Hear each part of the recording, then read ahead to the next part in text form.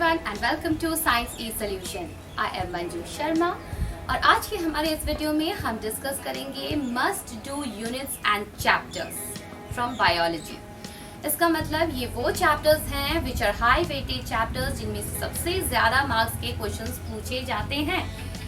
इसका मतलब है क्योंकि अभी आप रिवीजन मोड में होंगे, नीट एग्जाम्स आने में अभी कुछ ही महीने बाकी हैं, लगभग 4 महीने बाकी हैं, तो आपके रिवीजन में ये जो चैप्टर्स हैं these are only 30 to 35% of your biology syllabus, but इसको आपको 30 to 35 टाइम्स रिवाइज करना है बिकॉज इसमें से अराउंड 75% क्वेश्चंस आपको पूछे जाएंगे।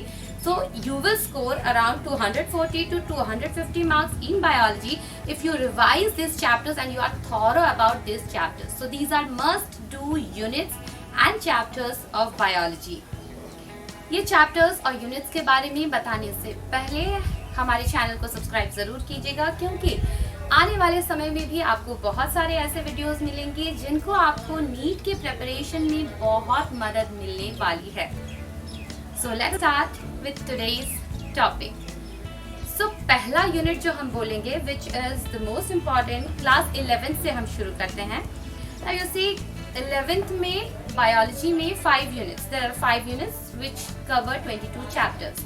और क्लास 12th में again there are 5 units, unit 6 to 10 which cover 16 chapters.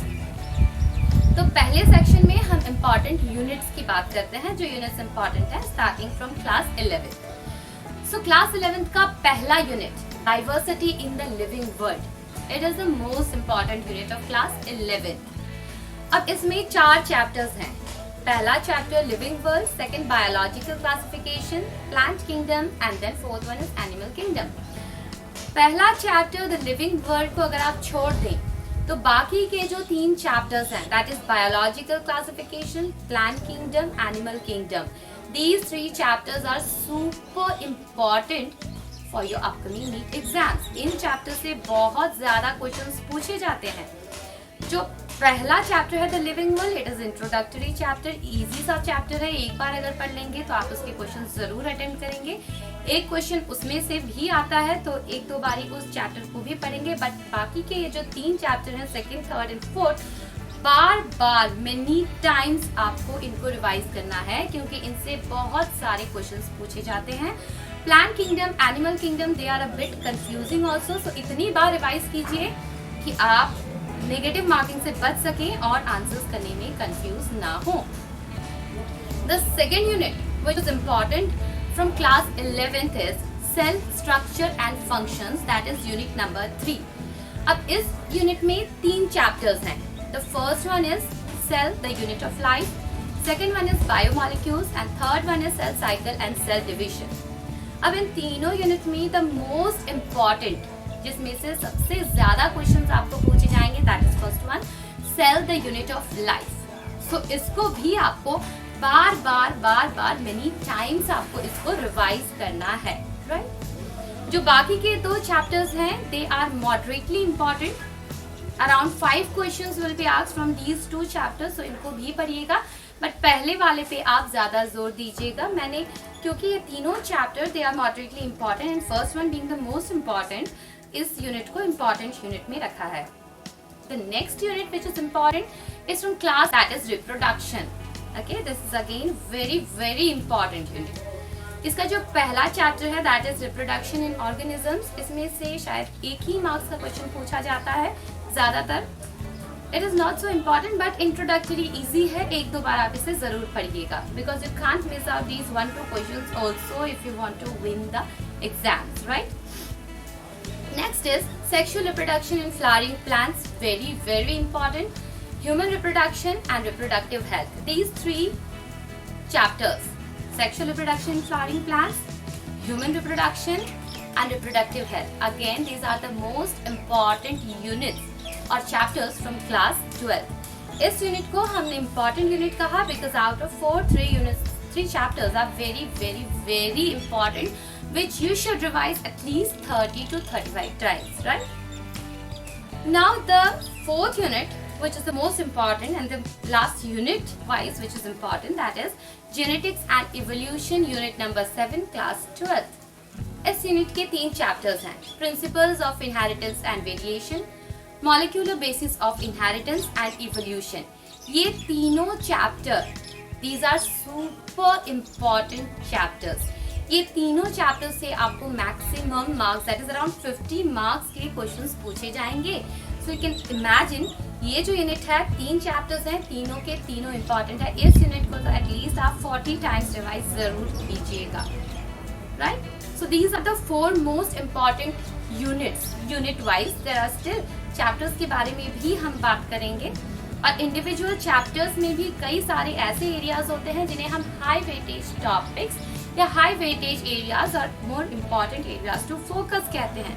इनके लिए हमने हर इंडिविजुअल वीडियो में, जहां हम PYQs previous years questions discuss करते हैं, हमने हाई वेटेज एरियाज को बताया है। तो आप हमारे सारे इंडिविजुअल वीडियोस को देख सकते हैं। You can go through our description box below, जिनमें आपको सारी नॉलेज उसकी मिल जाएगी, right? So unit wise the most important unit was genetics and evolution, class 12 की। उसके बाद second one diversity in the living world, class 11 की first unit जो है। Then third most important unit is reproduction and fourth is cell structure and functions। इनको आप बार बार revise कीजिए if you want to crack the exams in this attempt only। Now let us come to the chapters which are more important, individual chapters जो बहुत ज़्यादा important है, जिनसे maximum marks के questions पूछे जाते हैं। The fifth important, or you can say the first important chapter is morphology of flowering plants। बहुत सारे terminologies हैं इस chapter में, examples भी आपको NCERT के बहुत सारे learn करने पड़ेंगे, so it is a bit confusing। So save yourself from negative marking in this chapter। बहुत सारे questions होंगे, आराम से ध्यान देके कूल माइंड से आप आंसर कीजिएगा, अदरवाइज आप नेगेटिव मार्किंग के शिकार होंगे इस चैप्टर की वजह से, right? So the next one is photosynthesis in higher plants. You see plant physiology के सारे चैप्टर इंपॉर्टेंट हैं, पर उनमें से सबसे जो important, you can see the बाप of plant physiology is photosynthesis in higher plants. Maximum questions आपको आएंगे, और उनमें जो साइकिल्स हैं they are a bit confusing, so आपको बहुत ज़्यादा इसको प्रिपेयर करना पड़ेगा, टफ है, आपको याद करना पड़ेगा। The next important chapter is human health and diseases, the 7th chapter which I am telling।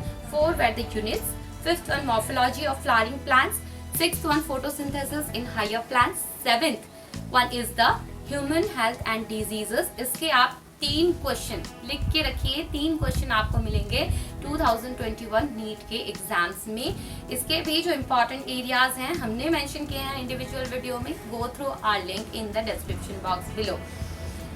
Next is biotechnology and its applications.